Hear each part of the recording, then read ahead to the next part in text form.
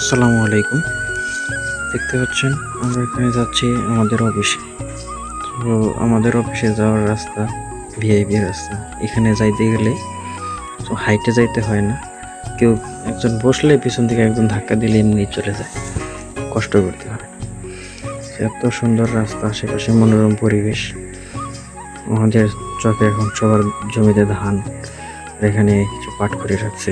পাট নিয়ে দেখতেই পাচ্ছেন সাইডে পুকুর।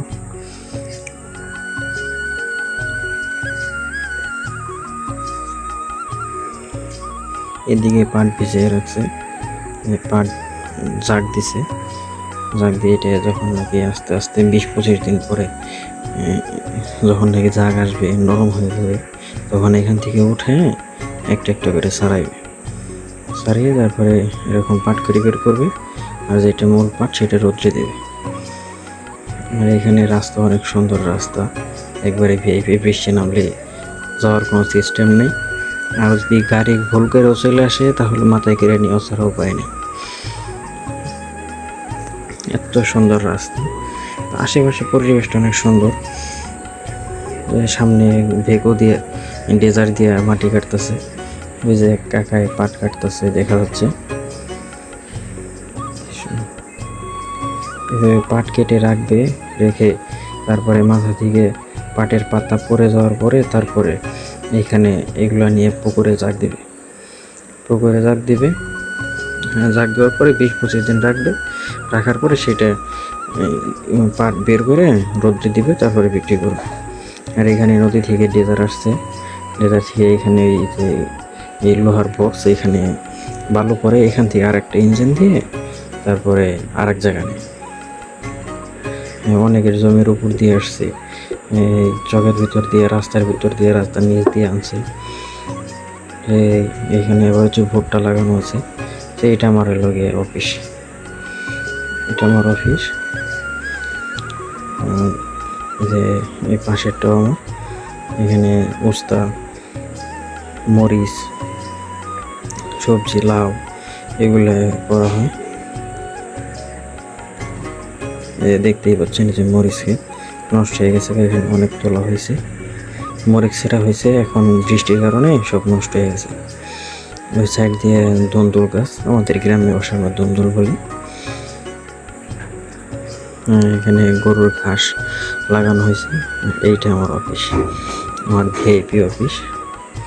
এখানে আমি মাঝে মাঝে এসে বসি, মাঝে মাঝে বলতে সবসময় আমি এখানে থাকি। যে পেঁপে লাগাইছি ভিটার 4 সাইড দিয়ে, যে গাছে পেঁপে আছে, এখন অনেক বড় বড় পেঁপে হয়, এক একটা 4 কেজি 5 কেজি হয়, এরকম হয়। যে এটা মরিচ, এটা মরিচ, যে পুরোটাই দেরিতে ঠিক মতো দেখাশোনা করতে পারিনি, ওই জন্য যে ধানের কিছু চারা দিয়েছি, এখানে নতুন পেঁপে গাছ দিয়েছি। এদিকে নতুন পেঁপে গাছ দিকে ভালো পেঁপে আসছে, মেয়ে গাছ থেকে এখন বিক্রি করছি।